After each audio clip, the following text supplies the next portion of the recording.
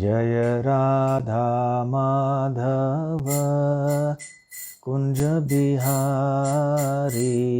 राधा माधव कुंज बिहारी। जय गोपी जन वल्लभ गिरिवरधारी। गोपी जन वल्लभ गिरिवरधारी।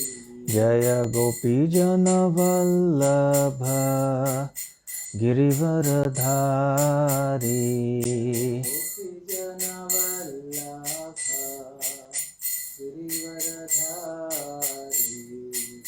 यशोदानंदन ब्रज जनरंजन। यशोदानंदन व्रज जनरंजन। यशोदानंदन ब्रज जनरंजन। यशोदानंदन व्रज जनरंजन। यमुना तीरावनचारी।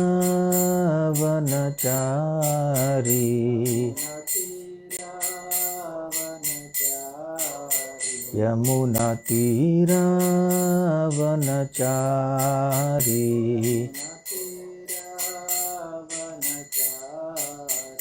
जय राधा माधव कुंज बिहारी।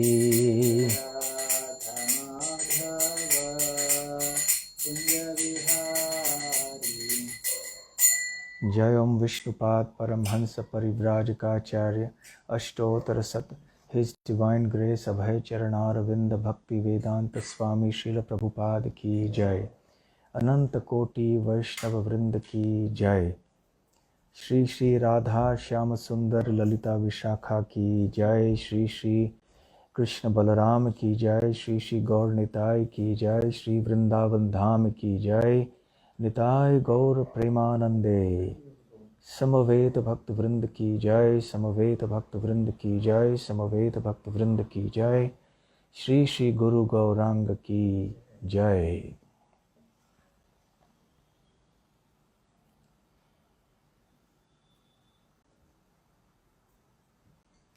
ओम ज्ञानतिमिरान्धस्य ज्ञानाञ्जनशलाकया चक्षुरुन्मीलितं येन तस्मै श्रीगुरवे नमः। श्रीचैतन्यमनोभीष्टं स्थापितं येन भूतले स्वयं रूपकदा मह्यं ददाति स्वपदान्तिकं।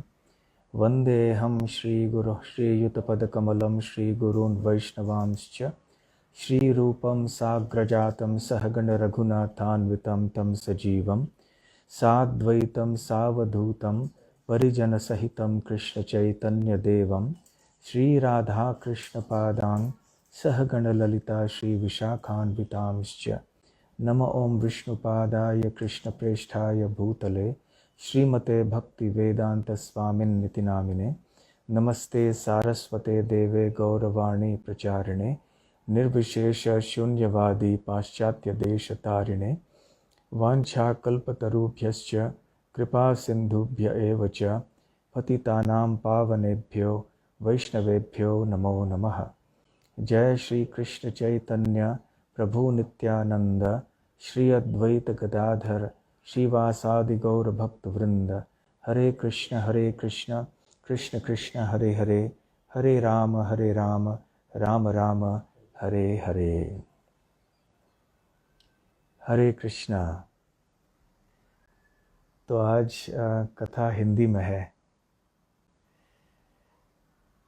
तो मुझसे निवेदन किया गया था कि मैं उद्धव गीता के ऊपर आज कुछ प्रवचन दूं।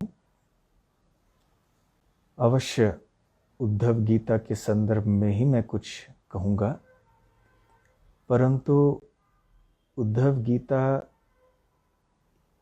के 23 अध्याय हैं 11वें स्कंद में, तो इसलिए एक प्रवचन में, वो भी 1 घंटे के अंदर 50 मिनट के अंदर इसकी अच्छी तरह से चर्चा करना संभव नहीं है। इसलिए आज मैं उद्धव गीता के बारे में जहाँ तक वो अध्याय हैं उनके बारे में चर्चा नहीं करूँगा, इसकी जो एक पृष्ठभूमि है वो मैं दूंगा, इसका एक जो इतिहास है संक्षेप में उसको कहने का प्रयास करूंगा, इसका महत्व क्या है ये कुछ बताने का प्रयास करूंगा। इसलिए जो वास्तविक शिक्षण है जो भगवान कृष्ण उद्धव जी को देते हैं उसकी चर्चा शायद हम नहीं कर पाएंगे आज, ठीक है। तो केवल एक इतिहास और पृष्ठभूमि आज हम देंगे उद्धव गीता के बारे में। अवश्य आप सबने उद्धव गीता का नाम तो सुना ही है। वैष्णव समाज में ये बहुत ही प्रसिद्ध गीत है। वैसे बहुत सारे गीत हैं वैदिक साहित्य में और विशेष करके भक्ति साहित्य में, और सर्वप्रथम जो नाम आता है वो है भगवद गीता। ये भी एक गीत है। गीत इस दृष्टि से कि ये सारे जितने भी गीत हैं शास्त्रों में जो दिए गए हैं वो आध्यात्मिक ज्ञान से भरे हुए हैं,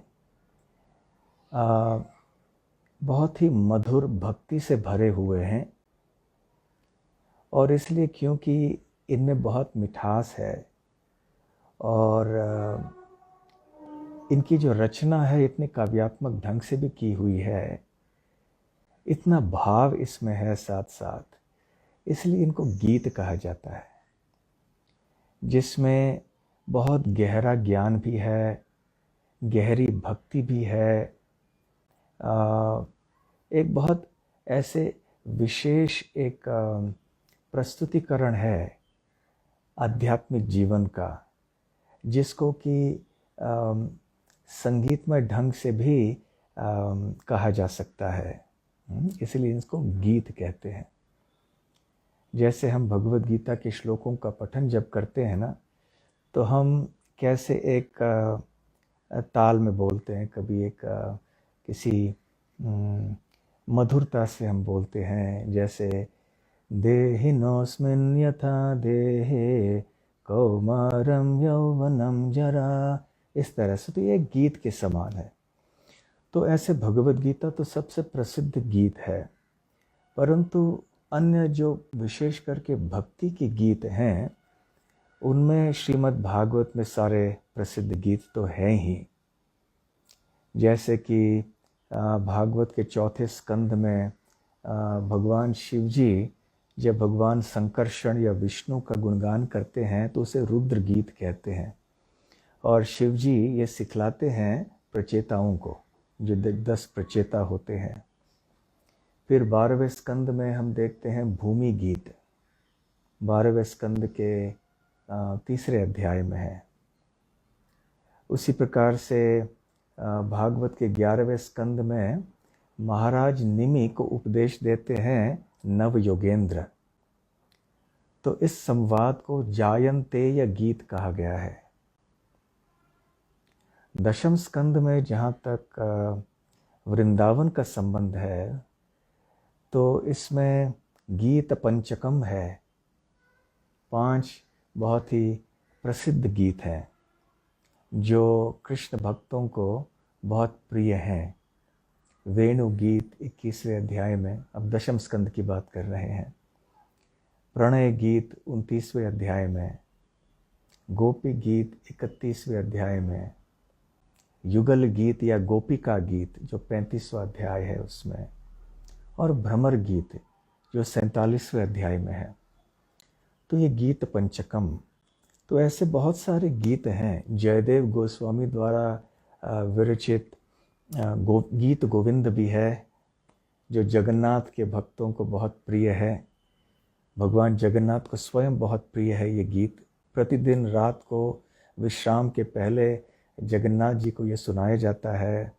उनके शरीर, दिव्य शरीर के ऊपर जो चादर ओढ़ा जाता है उसमें भी गीत गोविंद के तरह तरह की पंक्तियाँ हैं, उस कपड़े के ऊपर बुनाई के रूप में है, वहाँ पर है।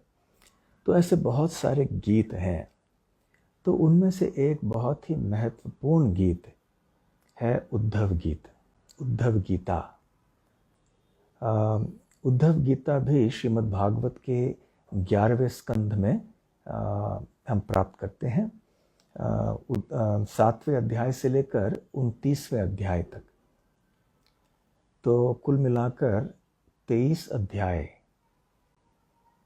1000 श्लोकों से अतिरिक्त से ज़्यादा से अधिक इसमें श्लोक हैं। याद रखिए कि भगवद गीता में 700 हैं और यहाँ उद्धव गीता में 1000 से अधिक श्लोक हैं। तो उद्धव गीता का प्रारंभ तो वास्तव में 11वें स्कंद के 6ठे अध्याय से होता है, जब उद्धव जी कुछ प्रश्न पूछते हैं या कुछ बातें कहते हैं श्री कृष्ण से, और फिर श्री कृष्ण अपना उत्तर देते हैं 7वें स्कंद से 29वें अध्याय तक। तो ये श्री कृष्ण और उद्धव जी के बीच में संवाद है। और उद्धव गीत के भीतर भी अनेक गीत हैं, जैसे कि अवंती ब्राह्मण का गीत है, या पिंगला गीत है, आइल गीत है। तो इस प्रकार से बहुत सारे गीत हम देखते हैं।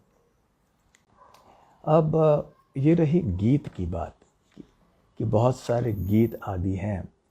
अब उद्धव के बारे में जानना भी हमारे लिए बहुत महत्वपूर्ण है। उद्धव भी कोई साधारण व्यक्ति नहीं है, कोई साधारण भक्त भी नहीं है। वो वृंदावन के बाहर जितने भी भक्त हैं उनमें से सर्वश्रेष्ठ माने जाते हैं।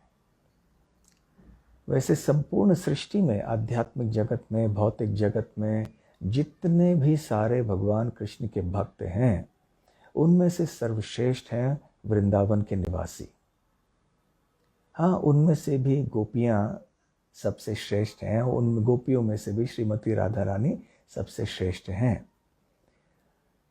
तो ब्रजवासियों के बाद सनातन गोस्वामी के अनुसार बृहद भागवतामृत में उद्धव जी का उल्लेख होता है। उद्धव जी के बाद में फिर हैं यदुवंशी, अन्य यदुवंशी, फिर पांडव, हनुमान, प्रहलाद, शिव जी, ब्रह्मा, इंद्र। उतरते हुए क्रम में ये सारे भक्त माने जाते हैं इस श्रृंखला में। ऐसे सनातन गोस्वामी पाद कहते हैं। ये एक अनुक्रम है, समझ लीजिए। तो उद्धव जी वृंदावन के बाहर के सबसे श्रेष्ठ भक्त हैं। तो वृष्णि वंश में सबसे उन्नत व्यक्ति हैं वो। उनके पिता का नाम था देवभाग, जो कि वसुदेव जी के भाई थे। इस प्रकार से उद्धव श्री कृष्ण के पैतृक चचेरे भाई हो गए। और बृहस्पति के शिष्य थे, तो बहुत ही बड़े विद्वान थे। बृहस्पति कौन है? वो तो देवताओं के गुरु हैं। और दिखने में भी, व्यवहार और वैचित्र्य में भी श्री कृष्ण से इतने मिलते जुलते थे कि अक्सर लोग गलती करते थे। उद्धव को देखकर समझते थे कि ये श्री कृष्ण आ गए हैं। जब उद्धव जी वृंदावन पहुँचे पहली बार, तो गोपियों ने सोचा कि अरे ये तो कृष्ण आ गए वापस। फिर उन्हें बाद में पता चला कि ये कृष्ण नहीं है, कोई और हैं। तो भागवत में कहा गया है कि बुद्धि सत्तमः, बहुत ही बुद्धिमान उद्धव जी हैं और या थे, और न्याय आदि में बहुत ही प्रवीण, निर्णय बहुत ही अच्छे ढंग से ले सकते थे। श्री कृष्ण के एक महत्वपूर्ण सलाहकार थे। उनके एक बहुत ही घनिष्ठ मित्र भी थे। वैसे महाभारत में भी उद्धव जी का उल्लेख अवश्य आता है जगह जगह पर। विशेष रूप से जब शाल्व ने, जो असुर था, उसने द्वारका के ऊपर आक्रमण किया था, तो जब उस समय कृष्ण नहीं थे द्वारका में, तो यदुवंशियों ने बहुत शूरवीरता से द्वारका की रक्षा की और शाल्व को हरा दिया। उस समय उद्धव जी सामने थे युद्ध में। तो उद्धव जी के कारण शाल्व को रोका जा पाया। तो इस तरह से जब महाभारत में भी जब वर्णन आता है कि श्री कृष्ण का तिरुभाव जब हुआ, तो उस समय भी उद्धव जी उनके पास में थे। परंतु वास्तव में उद्धव जी की भूमिका महाभारत में इतनी विशिष्ट नहीं है। उनकी वास्तविक महिमा दिखाई पड़ती है श्रीमद् भागवत में। श्रीमद् भागवत के तीसरे स्कंद में ही व्यासदेव जी या शुकदेव गोस्वामी हमें उद्धव जी से परिचित कराते हैं। जब विदुर जी हस्तिनापुर छोड़कर चले जाते हैं, छोड़कर तो क्या, उनको निकाल देते हैं ना दुर्योधन। दुर्योधन कहते हैं कि यहाँ अपने सांस को साथ लेकर चले जाओ बस, और कोई भी चीज़ साथ में नहीं ले जा सकते। तो ऐसा अपमान नहीं सहन हुआ विदुर जी को, और वो निकल पड़े वहाँ पर। विदुर, बलराम ऐसे थे जिन्होंने कि युद्ध में भाग नहीं लिया, तो तीर्थ यात्रा पर निकल पड़े थे। तो ऐसे भ्रमण करते करते वृंदावन के पास उद्धव जी से मिले। ऐसे श्रीमद् भागवत के तीसरे स्कंद में शुकदेव जी बताते हैं। तो वहाँ पर 3 अध्यायों में, दूसरा अध्याय, तीसरा और चौथा अध्याय, इन तीनों अध्यायों में उद्धव जी और विदुर जी का संवाद है। बहुत ही मधुर और महत्वपूर्ण, भक्ति से भरा हुआ संवाद है। हम सबको पढ़ना चाहिए। आपसे निवेदन करते हैं कि आप तीसरे स्कंद के ये 3 अध्याय अवश्य पढ़ें। सारे श्रीमद् भागवत का या कृष्ण लीला का सार जो है वो इन 3 अध्यायों में हम पाएंगे। तो यहाँ पर शुकदेव गोस्वामी जी उद्धव जी की भूरी भूरी प्रशंसा करते हैं कि कितने महान भक्त थे वो। वैसे उद्धव चरित्र के बारे में और विस्तार में चर्चा करने के लिए आज हमारे पास समय नहीं है, परंतु संक्षेप में ही इतना कहना उचित है कि उद्धव जी इतने महान भक्त थे कि वो बाह्य दुनिया को भूल जाते। श्री कृष्ण के इतने निकट थे कि उनके बिना रहना उद्धव जी के लिए संभव नहीं था, वो सोच भी नहीं सकते थे। और क्योंकि वो इतने निकट थे श्री कृष्ण के, और इतने महान भक्त थे और इतने बुद्धिमान थे, इसलिए श्री कृष्ण ने उनको चुना व्रजवासियों को के पास जाकर उनको सांत्वना देने के लिए। अभी हम सबको पता है कि जब श्री कृष्ण मथुरा छोड़कर वृंदावन चले आए तो व्रजवासी जो हैं वो विरह के दुख के सागर में डूब रहे थे। तो श्री कृष्ण को तो ये पता था। तो श्री कृष्ण ने सोचा कि कैसे मेरे प्रिय व्रजवासी भक्तों को सांत्वना दी जाए, कौन मेरा प्रतिनिधित्व कर पाएगा, कौन जाके उन 2 अच्छे बातें उनको सुनाएगा। तो फिर उन्होंने उद्धव जी को चुना। और ये 10वें स्कंद के 46वें और 47वें अध्याय में ये वर्णन आता है, उद्धव जी की वृंदावन की यात्रा। और 47वां जो अध्याय है वो है भ्रमर गीत, जिसके बारे में अभी भी मैंने उल्लेख किया। उद्धव वहाँ जाके चकाचौंध रह जाते हैं। वैसे उद्धव जी अपने आप ही शुद्ध भक्त हैं, वृष्णि वंश में सबसे उन्नत भक्त हैं, परंतु जब वो वृंदावन आए तो उन्होंने जो देखा अपने आँखों के सामने, जिस श्रेणी की भक्ति उन्होंने ब्रजवासियों में देखा, विशेष रूप से गोपियों के चरित्र में देखा, उनको वो तो आश्चर्यचकित रह गए। और इसलिए कई महीनों तक वो वृंदावन में रहे। उद्धव जी वैसे उनको सांत्वना देने के लिए आए थे, उनको उपदेश देने के लिए आए थे, कुछ बताने के लिए आए थे, ज्ञान देने के लिए आए थे, परंतु उद्धव जी ने सोचा, अरे ये तो बात उल्टी हो गई। अब हुआ ये कि हम इन गांव में रहने वाले सीधे साधे भोले भाले ब्रजवासियों से कितना हम सीख रहे हैं। वास्तव में ऐसे भक्त कहीं नहीं हो सकते सारे संपूर्ण सृष्टि में। तो इस महत्वपूर्ण कार्य के लिए भगवान श्री कृष्ण ने उद्धव को चुना। और जब मथुरा में और द्वारका में भगवान श्री कृष्ण लीला करते थे, उस समय भी समय समय पर उद्धव जी का नाम तो आता ही है, क्योंकि श्री कृष्ण सलाह तो लेते थे। तो इस तरह से श्रीमद् भागवत ही है जिसमें कि उद्धव जी की वास्तविक महिमा दिखाई पड़ती है। तो अब हुआ ये कि जब उद्धव जी को ये पता चला कि श्री कृष्ण का तिरोभाव होने वाला है, तो बड़े विचलित हो गए। इसलिए श्री कृष्ण के पास आए। इसके पहले कि हम इस इतिहास की चर्चा संक्षेप में करें, मैं उद्धव गीता और भगवद गीता, इन दोनों ग्रंथों के बीच में, इन दोनों गीतों के बीच के संबंध में कुछ कहना चाहूँगा। क्योंकि भगवद गीता के बाद जितने भी भक्ति के गीत हैं जो भक्ति शास्त्रों में श्रीमद् भागवत या पुराण आदि में हों, वो है उद्धव गीत।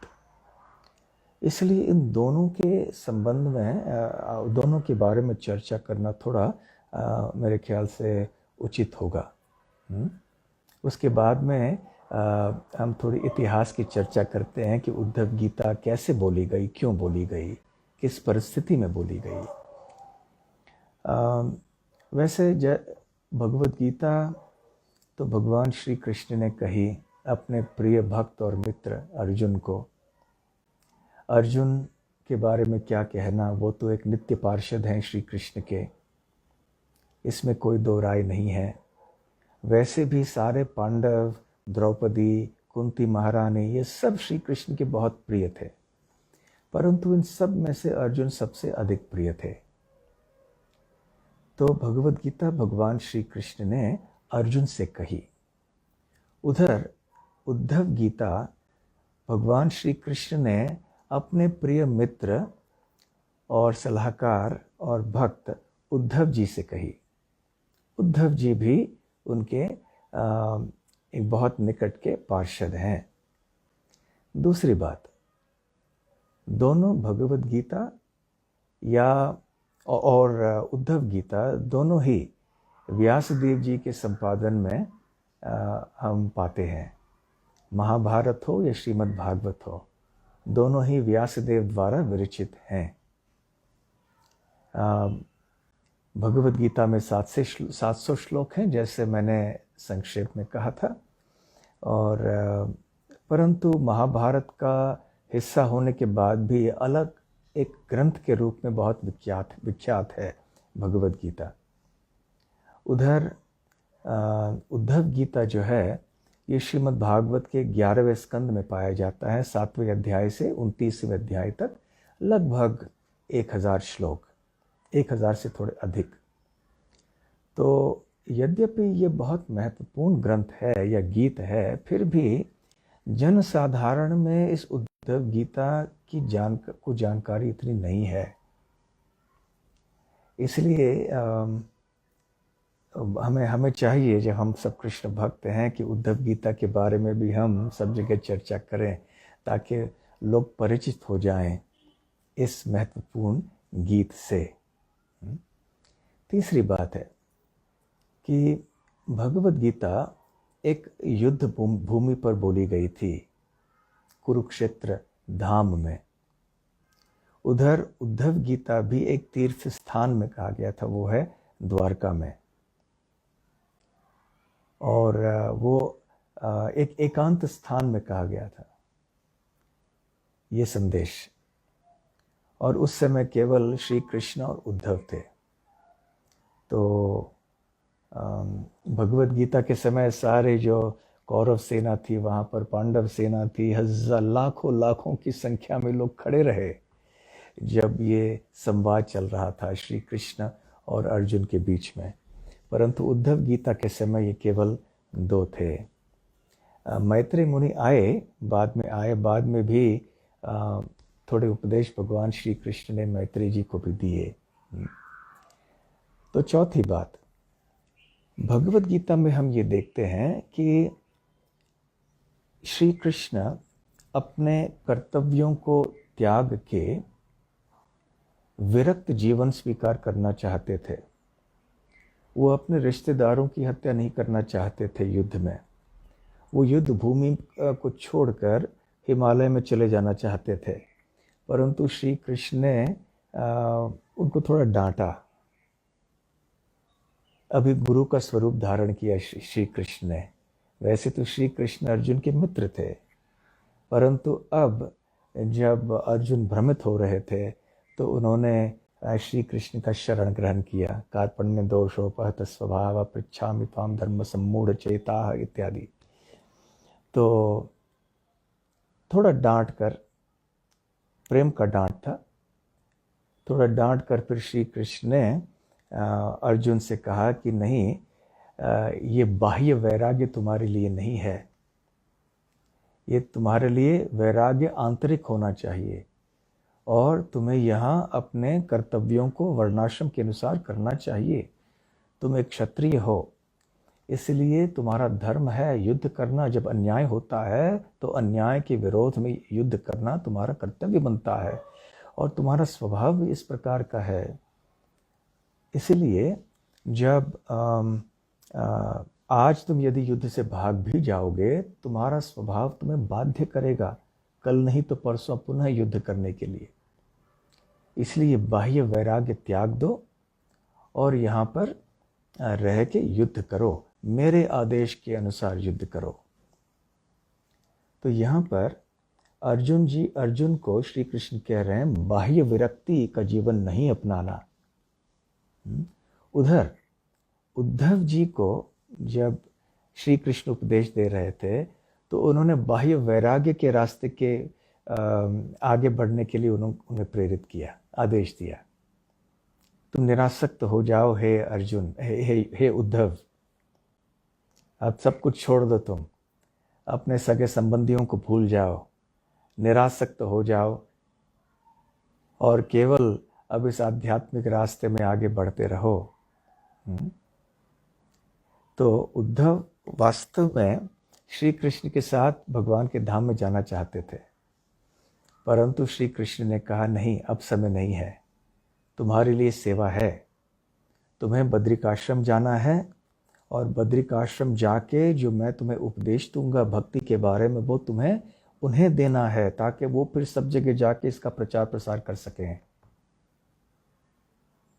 तो ये देखिए, बहुत ही एक महत्वपूर्ण बात है कि अर्जुन बाह्य वैराग्य का जीवन स्वीकार करना चाहते थे, उनको मना किया, परंतु उद्धव को श्री कृष्ण ने कहा कि बाह्य वैराग्य का जीवन स्वीकार करो। और साथ साथ दोनों अर्जुन और उद्धव को उनकी निजी इच्छाओं को त्यागने के लिए कहा और श्री कृष्ण के आदेशों का पालन करने के लिए कहा। अर्थात दोनों भगवत गीता में और उद्धव गीता में हम देखते हैं कि श्री कृष्ण प्रधानता देते हैं शरणागति के ऊपर, कि अपने विचारधाराओं को, अपने तरह तरह के जो मत होते हैं, राय होते हैं, इच्छाएं होते हैं, उनको त्याग कर हमें केवल भगवान श्री कृष्ण की इच्छाओं को स्वीकार करना चाहिए। जो भगवान हमसे चाहते हैं वही हमें करना चाहिए। भगवान को तो हम भले नहीं जान सकते, परंतु भगवान के प्रतिनिधि को तो हम जानते हैं। भगवान के कई प्रतिनिधि हैं, तो उनके प्रतिनिधियों के अनुसार हमें अपना जीवन बिताना चाहिए। तो वास्तव में दोनों भगवत गीता और उद्धव गीता में अंतिम उपदेश यही है कि मेरे शरण में आओ, कृष्ण कहते हैं, मेरी सेवा करो, शुद्ध भक्त बनो और फिर इस भक्ति का प्रचार सब जगह करो। तो दोनों भगवत गीता और उद्धव गीता के द्वारा श्री कृष्ण इस भक्ति का प्रचार करना चाहते थे संपूर्ण सृष्टि को।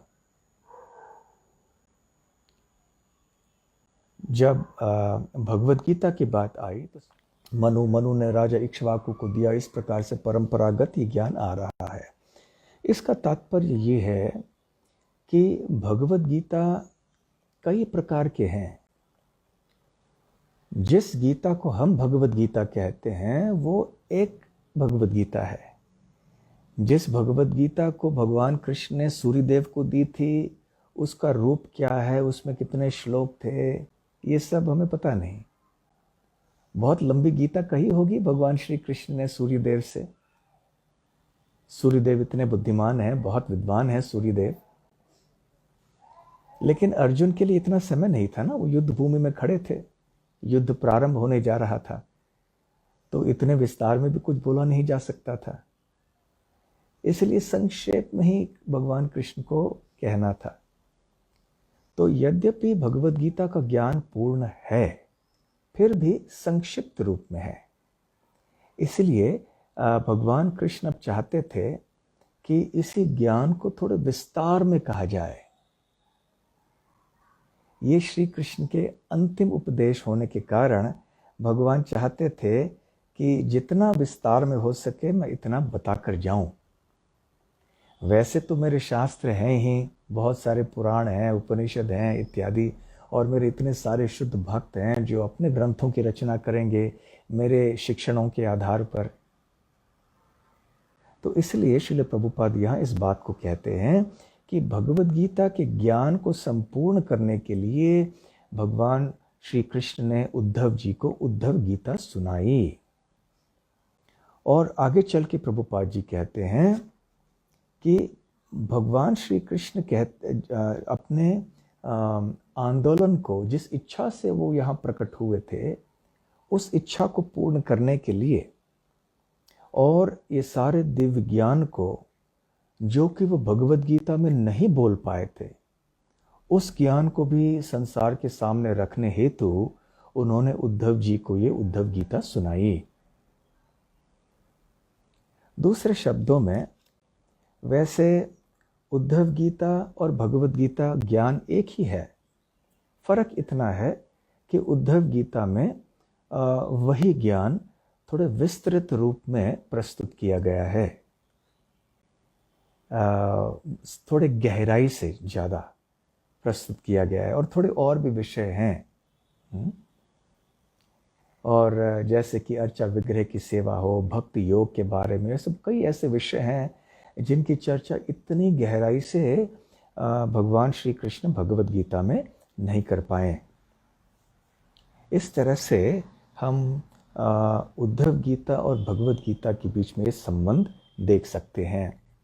तो हमारे लिए ये समझना बहुत आवश्यक है, इन दोनों ग्रंथों के बीच में संबंध है। इसलिए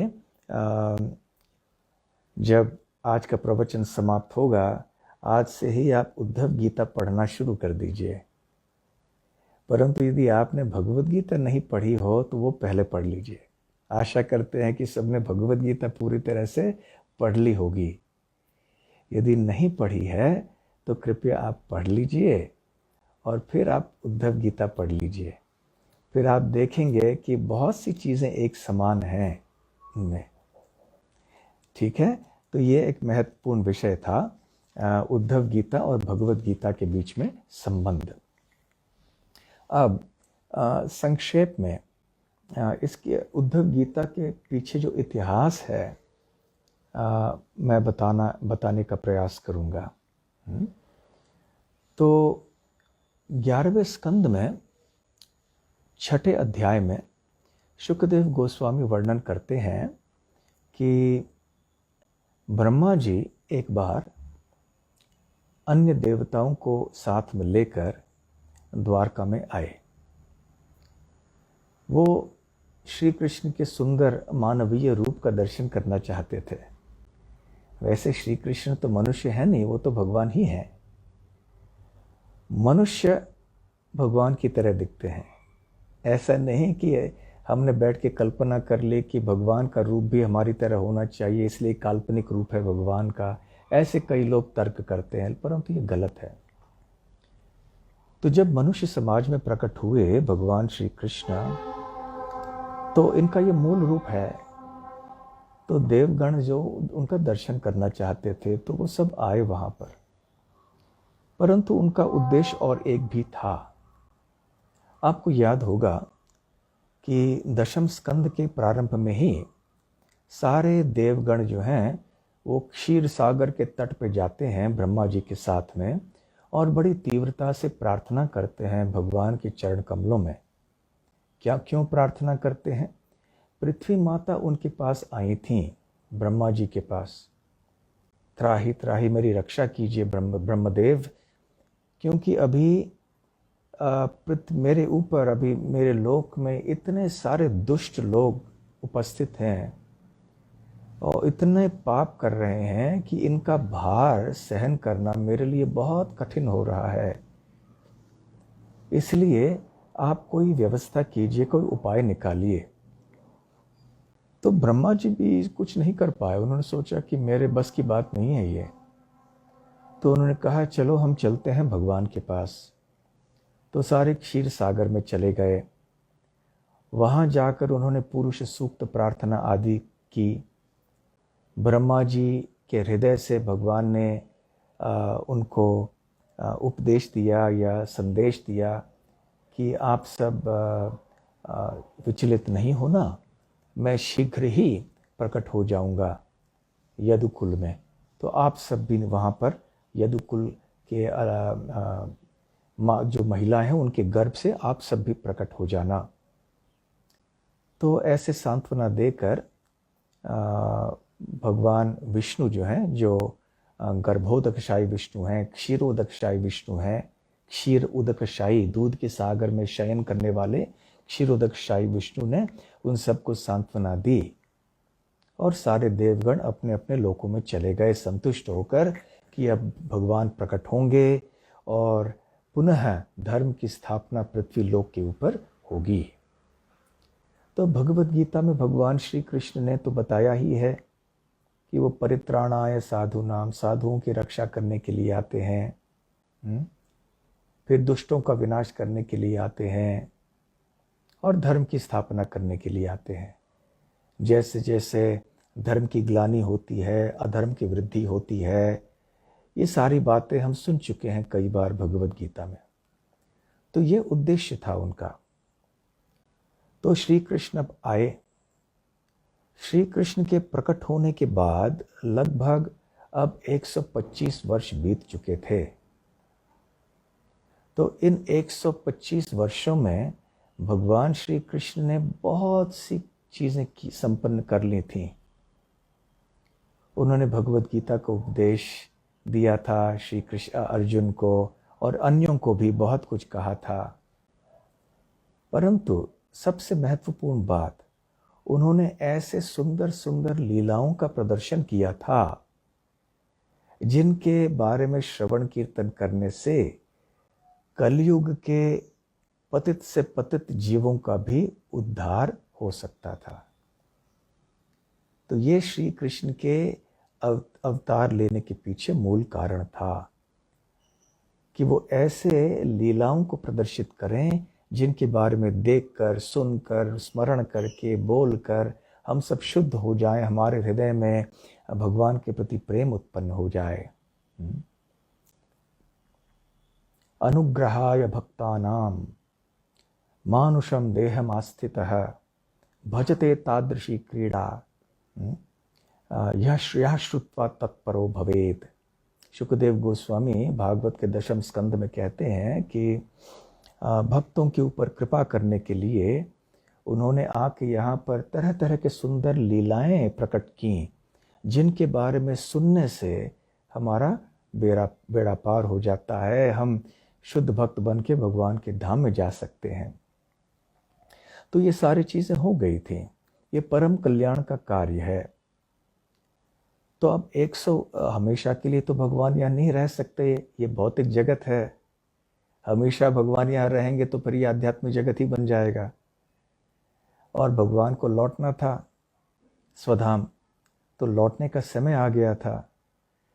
तो इसलिए अब ब्रह्मदेव अन्य देवताओं के पास में आके उनके चरण कमलों में निवेदन करते हैं कि हे प्रभु, हम बहुत आभारी हैं कि हमारे प्रार्थना और निवेदन के अनुसार आप यहाँ पर प्रकट हुए, और जितने भी उद्देश्य थे, जितने भी मांगे हमारी थीं, जितनी भी याचनाएं हमारी थीं, इच्छाएं थी, वो सब आपने पूर्ण कर ली। इतनी सुंदर सुंदर लीलाओं को आपने प्रदर्शित कर लिया। तो अब आप ऐसी कृपा करें कि हम आपको और कष्ट नहीं देना चाहेंगे। कृपया आप स्वधाम लौट जाएं। अभी जिस उद्देश्य से आप यहाँ पर प्रकट हुए थे वो उद्देश्य अभी पूर्ण हो चुके। तो ऐसे अक्सर देवतागण करते हैं। वैसे श्री राम, वाल्मीकि रामायण में भी श्री रामचंद्र के बारे में भी ऐसे ही हुआ। हाँ, जब 11,000 वर्षों तक श्री रामचंद्र ने अयोध्या के ऊपर, संपूर्ण सृष्टि के ऊपर बल्कि राज्य किया, तो ब्रह्मदेव फिर आए उनके सामने। बहुत एक गोपनीय चर्चा हुई। उन्होंने श्री राम से निवेदन किया कि जिस उद्देश्य से आप आए थे वो पूर्ण हो चुका है प्रभु, तो स्वधाम लौटने की कृपा करें। तो उसी तरह से यहाँ द्वापर के अंत में भी ब्रह्मा जी आए थे शिव जी के साथ, अन्य देवताओं के साथ। तो श्री कृष्ण ने कहा, हाँ बिल्कुल, आप जो कह रहे हो वो बिल्कुल सही है।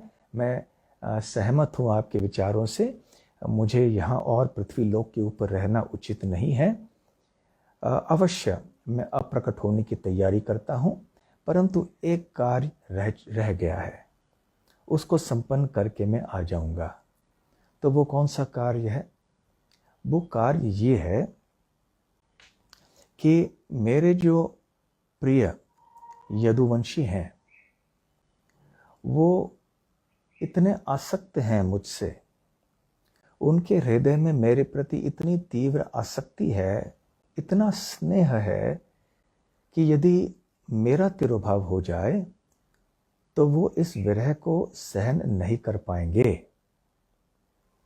और ये सहन उनके लिए, ये विरह इतना असहनीय हो जाएगा उनके लिए कि वो सारे पृथ्वी लोक के ऊपर उत्पात करेंगे, तहस नहस कर डालेंगे सारे पृथ्वी का।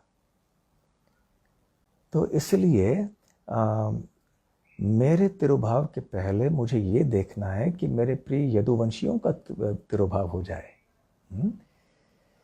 तो भगवान श्री कृष्ण ने एक योजना की और इसका वर्णन भी 11वें स्कंद में पाया जाता है। नारद और अन्य ऋषियों के द्वारा उन्होंने यदुवंशियों के जो राजकुमार थे उनके ऊपर श्राप दिलवाया, और एक बहुत ही ज़बरदस्त खतरनाक श्राप था वो, कि अब सबका अंत हो जाएगा। तो जब वैसे वास्तव में ये भगवान की ही योजना थी, क्योंकि भगवान चाहते थे कि इस श्राप के फलस्वरूप आगे और घटनाएं कोई हों ऐसे जिसके द्वारा यदुवंशी परस्पर आपस में ही लड़ के एक दूसरे की हत्या कर लें और फिर वो अपने अपने स्थानों में पुनः चले जाएं। क्योंकि वो चाहते थे, श्री कृष्ण चाहते थे कि यदुवंशियों का तिरोभाव पहले हो जाए। तो जब ऐसे श्राप की घटना हो गई, क्योंकि भगवान श्री कृष्ण भी सबके हृदय में परमात्मा के रूप में तो विराजमान है ही, तो उन्होंने राजकुमारों को ऐसे प्रेरित किया कि उन्होंने ऐसे कोई अपमानजनक कार्य किए, अपमानजनक बातें कहीं साधुओं के प्रति, और साधुओं के हृदय में बैठे हैं भगवान, उन्होंने भी ऐसे श्राप दिलवाया राजकुमारों के ऊपर या यदुवंशियों के ऊपर। तो इस तरह से जब ये घटना हो गई, श्राप देने की घटना हो गई, और देवगण भी श्री कृष्ण के पास आए थे उनकी प्रार्थना लेकर कि श्री कृष्ण पुनः स्वधाम चले जाएं, तो श्री कृष्ण ने अब यदुवंशियों को बुलाया और कहा कि देखो मेरे प्रिय यदुवंशी भक्तों, अब मैं सब जगह सर्वत्र मैं अशुभ लक्षण देख रहा हूं, और अभी थोड़े समय पहले ही साधुओं ने हमारे वंश के ऊपर श्राप दिया था। तो इसलिए मैं समझता हूं कि हम सब के लिए उचित है कि हम द्वारका के पास जो प्रभास क्षेत्र है, जो महत्वपूर्ण तीर्थ है, वहां पर हम सब जाएं, वहाँ पर हम सब प्रायश्चित करें, कुछ धार्मिक क्रियाएं करें, स्नान आदि करें, मंत्र जप तप आदि सब करें, ताकि जो हमने अपराध किए हैं उनसे हम मुक्त हो जाएं और जो साधुओं के श्राप के प्रभाव से हम मुक्त हो जाएं। तो इसलिए उन्होंने यदुवंशियों को भेज दिया कि आप प्रभास क्षेत्र चले जाएं। अब उस सभा में जहाँ के सारे यदुवंशी बैठे थे, निश्चित रूप से उद्धव भी वहाँ पर थे। तो उद्धव जी ने ये बात सुन ली। तो उद्धव जी बहुत ही बुद्धिमान थे और उनको पता चला कि ये क्या हो रहा है, और किसी को पता नहीं चला, परंतु उद्धव जी को पता चला। श्रील जीव गोस्वामी अपनी टीका में कहते हैं कि वास्तव में भगवान के धाम में कोई इस प्रकार का उत्पात नहीं हो सकता है, ये संभव नहीं है। और यदि होता भी है तो फिर ये भगवान की निजी योजना के अनुसार ही होता है। तो ठीक उसी प्रकार जो यदुवंश के जो सदस्य थे, उनके आपस में परस्पर जो उनके बीच में युद्ध हुआ, ये केवल एक भगवान के माया शक्ति का प्रदर्शन था। ये एक बाह्य दिखावा था जो कि स्वयं श्री कृष्ण के द्वारा सृजित था, रचित था, उनकी लीलाओं को आगे बढ़ाने के लिए। और वहाँ पर जब उद्धव जी बैठे थे तो उन बातों को समझ रहे थे। तो उन्होंने श्री कृष्ण से वो सुन तो लिया, सब चुप रहे उद्धव जी, उन्होंने कुछ कहा नहीं। जब सारे यदुवंशी वहाँ से निकल गए तो श्री कृष्ण भी वहाँ से निकल पड़े, किसी एकांत स्थान में गए। तो उद्धव जी भी पीछे पीछे उनके पास गए और श्री कृष्ण के सामने प्रणाम करके वो कहने लगे कि हे प्रभु, वैसे आपके हृदय में जो इच्छा है मैं समझ गया हूं।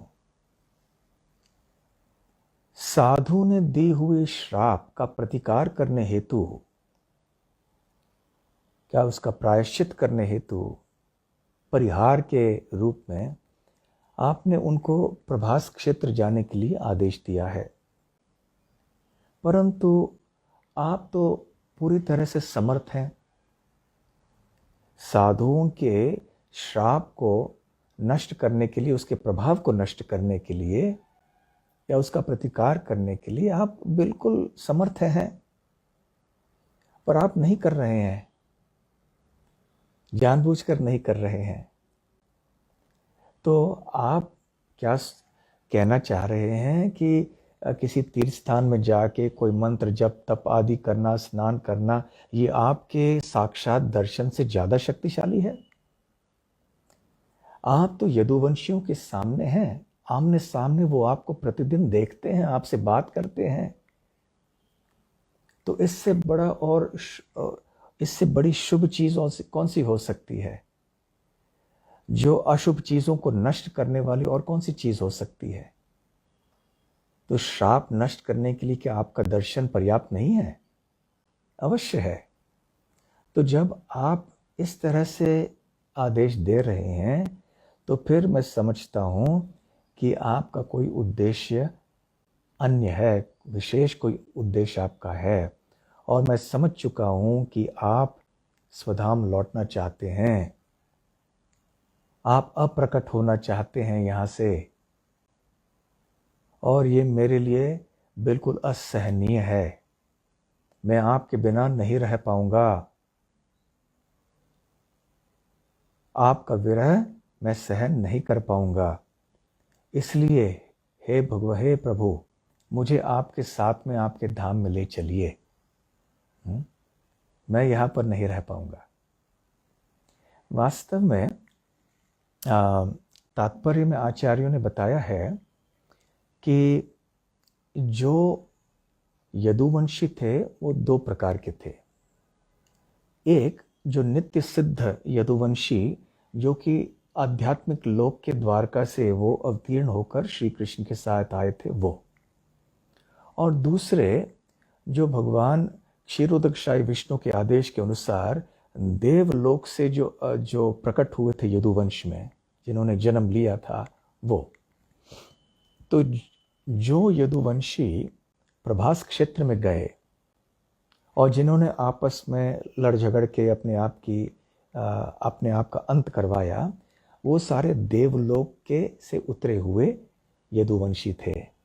तो वो अपने स्थान के बाद अपने अपने स्थान में वापस चले गए। परंतु जो श्री कृष्ण के नित्य सिद्ध भक्त हैं वो रह गए द्वारका में। तो बलराम जी का भी तिरोभाव उस समय हुआ। इसका वर्णन भी शुकदेव गोस्वामी करते हैं 11वें स्कंद में। तो खैर, तो उद्धव जी ने ऐसे कहा कि आप मुझे आपके साथ में ले चले, हम आपके धाम में आपके साथ में आना चाहते हैं, मैं यहाँ पर नहीं रह पाऊंगा। तो उस समय श्री कृष्ण ने उद्धव से कहा कि नहीं उद्धव, तुम्हारे लिए सेवा है मेरी। तो देखिए, हम सब भगवान की भक्ति करते हैं, हम सब प्रयास कर रहे हैं, हमारी बहुत इच्छाएं रहती हैं, भले वो भगवान की सेवा करने की इच्छा क्यों ना हो। हम इस तरह से सेवा करना चाहते हैं, उस प्रकार के कोई भगवान की सेवा में कार्य करना चाहते हैं, परंतु यदि भगवान की इच्छा हो कि हम किसी तीसरे प्रकार से सेवा करें तो उसके लिए हमें तैयार होना चाहिए। इसे शरणागति कहते हैं। शरणागति में केवल भगवान की इच्छा की पूर्ति भक्त करता है बस। तो अब उद्धव जी से कहा श्री कृष्ण ने कि देखो, ये जो मैं चाहता हूँ कि तुम अभी यहाँ पर रहो, यहाँ पे तुम्हें खूब प्रचार करना है, अभी तुम्हारे लिए मेरे धाम में लौटने का समय नहीं आया है अभी। तो उद्धव जी ने कहा कि ठीक है, जो आपकी आज्ञा है, यदि आप चाहते हैं कि मैं यहाँ पर रहूँ तो ठीक है, परंतु आपके तिरुभाव के पहले कृपया मुझे ऐसी कोई शक्ति दीजिए आपके अंतिम उपदेशों के माध्यम से। विशेष रूप से आप मुझे कोई ऐसे उपदेश दें जो कि मुझे यहाँ पर रहने के लिए शक्ति प्रदान करेंगे और फिर मैं आपकी इच्छा को पूर्ण कर पाऊंगा। फिर उद्धव जी ने भी अनेक प्रश्न पूछे। भगवान श्री कृष्ण ने उद्धव जी को उपदेश देना प्रारंभ किया और फिर उन्होंने एक अवधूत की कथा प्रारंभ की, जिन्होंने कहा कि मेरे 24 गुरु हैं। उन्होंने वो कथा बताना प्रारंभ किया और इस प्रकार से उद्धव गीता शुरू हो गई, भगवान श्री कृष्ण का उपदेश। तो ऐसे 11वें स्कंद के 7वें अध्याय से ये प्रारंभ होता है और 29वें अध्याय तक चलता है ये उपदेश, प्राय पूरे 23 अध्याय। और 29 अध्याय के अंत में हम देखते हैं कि फिर श्री कृष्ण उद्धव जी से कहते हैं कि हे उद्धव, अब तुम आगे बढ़ो, बद्रिक आश्रम की ओर निकल पड़ो। वहाँ बहुत साधु रहते हैं, वहाँ पर उनको जो मैंने तुम्हें उपदेश दिया है, खास करके भक्ति के बारे में, वो उन्हें जाके सुनाओ, ताकि वो आगे चल के सारे दुनिया के लोगों को प्रचार प्रसार करें, अवगत कराएं सारी दुनिया को कि मेरे जीवन, उनके मनुष्य जीवन का उद्देश्य क्या है, कि उन्हें शुद्ध भक्त बनना है, मेरे अवतीर्ण होने के पीछे मेरा ये उद्देश्य है। तो ये एक बहुत बड़ी सेवा सौंप दी उद्धव जी को श्री कृष्ण ने, और श्री कृष्ण उद्धव जी फिर निकल पड़े। उधर श्री कृष्ण बलराम के साथ वहाँ पर प्रभास क्षेत्र गए और फिर बलराम जी का भी तिरुभाव हुआ। श्री कृष्ण प्रभास में रहे और जब आगे उद्धव जी चले गए थे, उनसे रहा नहीं गया। वो चाह रहे थे कि मैं वापस जाके श्री कृष्ण को देखूं उनके तिरुभाव के पहले। तो वो वापस लौट कर आए और एकांत स्थान में जहाँ पर श्री कृष्ण बैठे थे प्रभास क्षेत्र में, वहाँ पर उनके पास आए। उस समय मैत्री ऋषि भी वहाँ पर थे। तो इस प्रकार से भगवान श्री कृष्ण ने दोनों को अंतिम उपदेश दिए और फिर उद्धव जी वहाँ से निकल पड़े। उसके बाद श्री कृष्ण का तिरुभाव वहाँ पर हुआ प्रभास क्षेत्र के बाद। हम सब तो जानते हैं कि श्री कृष्ण का आविर्भाव, श्री कृष्ण का तिरुभाव, उनके जो क्रियाकलाप हैं वो सारे दिव्य हैं। तो उद्धव जी अब आगे चल पड़े। प्रभास क्षेत्र से चलते चलते चलते चलते बद्रिकाश्रम की ओर जा रहे थे। जाते जाते रास्ते में फिर वो वृंदावन पहुँचे, ब्रजभूमि में। फिर यमुना के तट पर विदुर जी से मुलाकात हुई उनकी, जिसका वर्णन श्रीमद् भागवत के 3 स्कंद में है, जैसे मैंने पहले बताया था।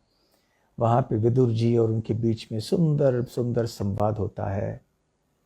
और फिर आगे विदुर जी चले जाते हैं बद्रिकाश्रम, और वहाँ पर जो उद्धव गीता का संदेश है वहाँ के साधुओं को देते हैं। तो इस प्रकार से पूरा 1 घंटा हो गया, बिल्कुल ठीक 1 घंटा हुआ। तो ये एक ऐतिहासिक एक पृष्ठभूमि है, इसके एक जो अंग्रेजी में बैकग्राउंड है कहते हैं उद्धव गीता के लिए।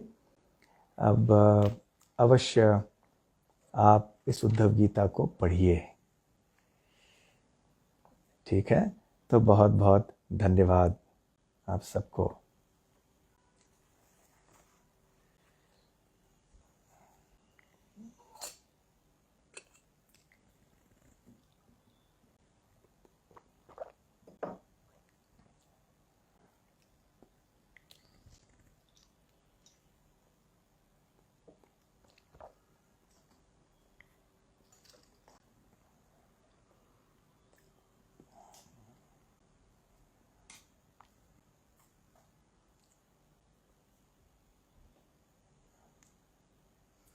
धन्यवाद।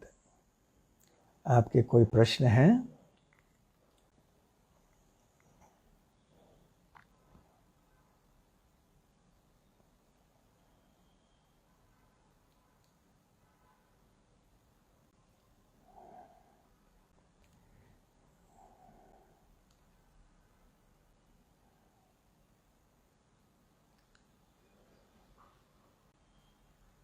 हरे कृष्णा।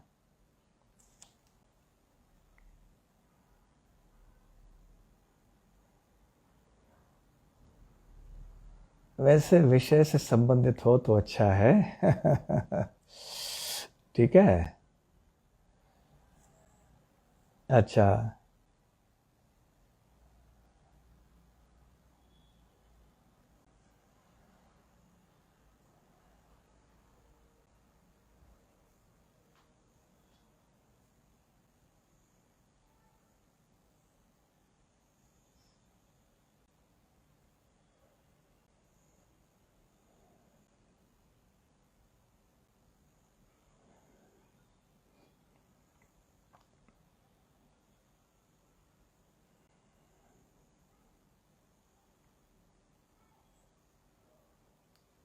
कौन से देश में रहते हो?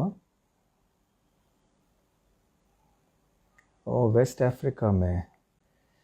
अच्छा अच्छा। वहाँ पे घाना, नाइजीरिया से कितने दूर हो आप?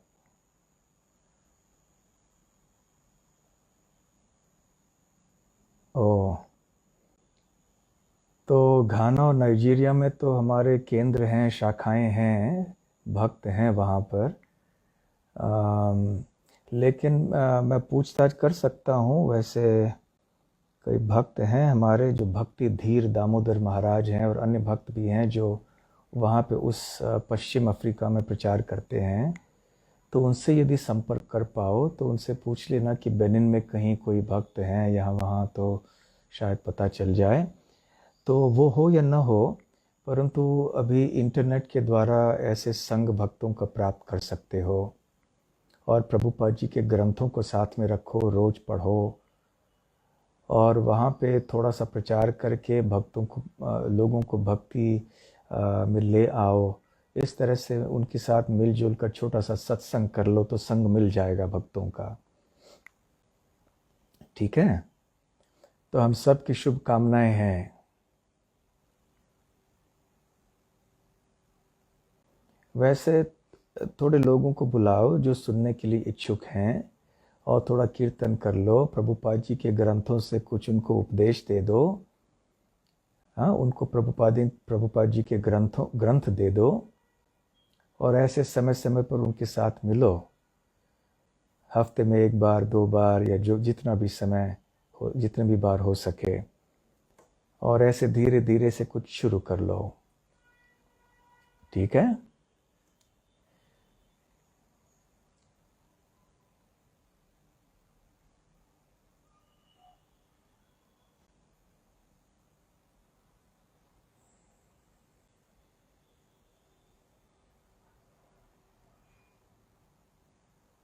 अच्छा, तो ऐसे पहले ऐसे लोगों से करो जो सुनने के लिए तैयार हैं, या जिनको सुनाने से वहाँ कोई तकलीफ ना हो, क्योंकि वहाँ कोई देश का कानून हो कि इनसे कुछ अन्य धर्मों की बात नहीं करनी चाहिए, तो वो थोड़ा सावधान रहना। और सावधानी रख के ऐसे कोई लोग हों जो सुनने के लिए तैयार हों, तो उन्हें बुलाओ अपने घर। चाहे वो अफ्रीका के लोग हों, चाहे वो भारतीय लोग हों, या किसी अन्य जगह के लोग हों, तो हमारी शुभकामनाएं इस कार्य के लिए वहाँ पे कर लो प्रचार। ठीक है?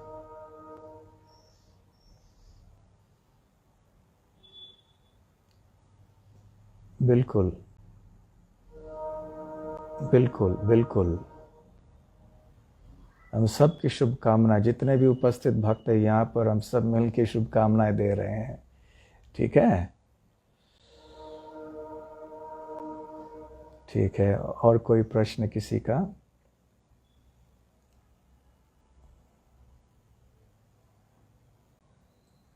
हरे कृष्ण, हरे कृष्णा।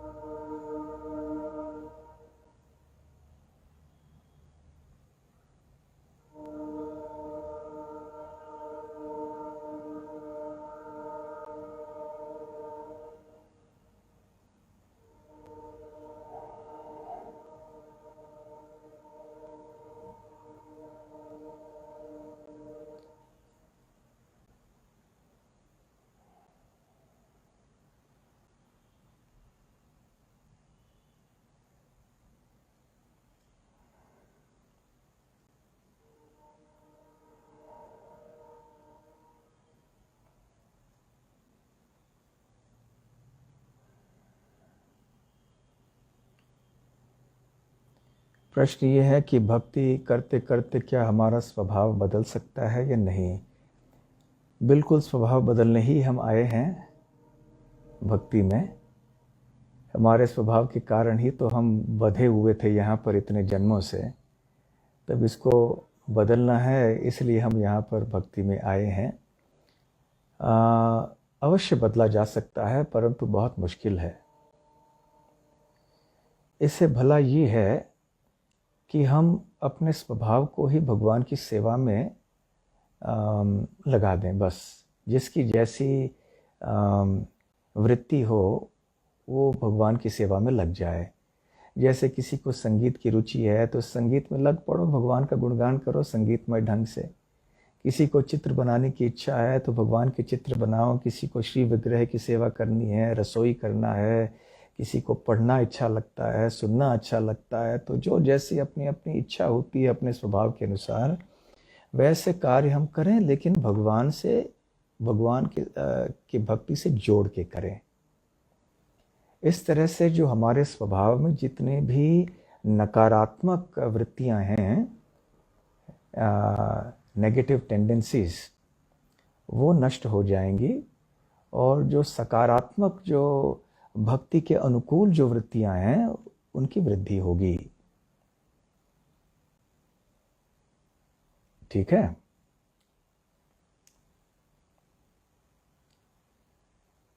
ठीक है, तो आशा करते हैं कि आप सब आप स्वस्थ हैं वहाँ पर।